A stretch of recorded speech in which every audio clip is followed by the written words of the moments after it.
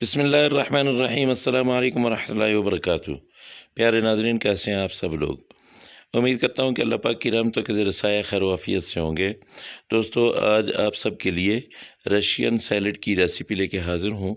हम चूँकि जब जाते हैं शादियों में तो वहाँ पे जो रशियन सैलड बना होता है, अपने घरों में हम वैसा सैलड नहीं बना सकते। तो आपको एक-एक स्टेप बताऊँगा, बड़े गौर से सुनिएगा और बड़े गौर से देखिएगा। सबसे पहले हमने खुला बर्तन लेना है और इस खुले बर्तन में हमने क्या करना है कि यहाँ पे सबसे पहले एक आपने ले लेना है एप्पल और उसको आपने काट लेना है। सेब को काट के छोटे-छोटे क्यूब्स में आपने यूँ रख लेना है। इसके साथ हम ले लेंगे 2 गाजर। गाजर जो है इनको भी मैंने अच्छी तरह से छील के साफ़ करके धो के इनको मैंने क्यूब्स में ही काटा है। सबसे अहम चीज़ जो रशियन सैलड की होती है उसमें कटिंग होती है। एक आलू मैंने लिया है दरमियाने साइज़ का और उसको बॉयल करके उसका छिलका उतार के उसको भी मैंने इसी तरह ही क्यूब्स में काटा है। एक अनार मैंने लिया है, उसके दाने मैंने निकाल लिए हैं। माशाल्लाह कितना ज़बरदस्त किस्म का ये अनार है और इसकी देखिए लुक कितनी प्यारी आ रही है। अच्छा, अंगूर आजकल जो है वो बड़े मिल रहे हैं, तो मैंने क्या किया है कि बड़े अंगूर जो है उनको आधा-आधा कर लिया है, उनको पीस कर लिया दरमियान में से। केला जो है ये आपने कटिंग में थोड़ा-सा ज़्यादा रखना है, क्योंकि जब हम मिक्स करते हैं तो केला जो है वो ज़्यादा ही जल्दी मिक्स हो जाता है। यहाँ पे मैंने एक अमरूद लिया है, इसके बीज मैंने निकाल दिए हैं और इसके भी क्यूब्स मैंने काट लिए हैं, क्यूब्स बना लिए हैं। तो थोड़े से मैं लूँगा यहाँ पे बादाम। बादाम आपने इनका छिलका उतार देना है और इनको ऐसे ही साबित रहने देना है, इनको काटना नहीं है। इसके साथ यहाँ पे हम काजू लेंगे, काजू भी आपने साबित ही रहने देने हैं, इनको काटना नहीं है वरना इनका जायका इनकी लुक जो है वो ख़राब हो जाती है। ड्राई फ्रूट में सबसे अहम चीज़ जो होती है वो होता है अखरोट। अखरोट आपने इसमें डाल देना है, लेकिन अखरोट को डालते वक़्त आप चेक ज़रूर कर लीजिएगा, क्योंकि बाज़ दफ़ा अखरोट जो है वो कड़वे हो जाते हैं, तो कड़वा ना हो। किशमिश आपने ले लेनी है, इसको भिगो के रखना है, अच्छी तरह से साफ़ कर लेना है, क्योंकि किशमिश के ऊपर अक्सर मिट्टी और धूल होती है, तो इस वजह से इसको अच्छी तरह साफ़ करके ये आपने डाल देनी है।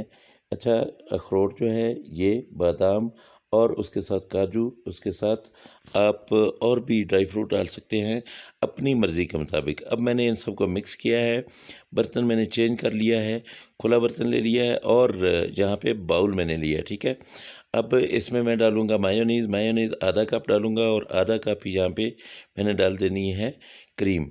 जो फ्रेश क्रीम आपको मिलती है बाज़ार से वो वाली आपने डाल देनी है। थोड़ी सी काली मिर्च आप डाल लीजिएगा। ये वाला जो सीक्रेट होता है, काली मिर्च का सीक्रेट, ये वो आपको नहीं बताते हैं, ठीक है। और उसके साथ थोड़ा-सा मैंने यहाँ पे काला नमक डाल लिया है। अब इन सबको मैं यहाँ पे मिक्स करूँगा और अच्छी तरह से मिक्स करूँगा। अच्छा, आपको यूँ लगेगा कि ये जो मायोनीज़ है और क्रीम है ये कम है, लेकिन थोड़ी देर के बाद जो है आप देखेंगे ये बिल्कुल पूरी हो जाएगी। बस आपने मिक्स करते जाना है। अब आप जब अच्छी तरह से मिक्स हो जाए तब आपने क्या करना है कि इसको एक शीशे के बाउल में डाल के इसको खूब ठंडा करें, इसको रख दें फ्रिज में और फिर आप जब इसको निकालेंगे तो देखिएगा कितना ज़बरदस्त किस्म का ये आप लोगों के लिए बिल्कुल रेडी होगा।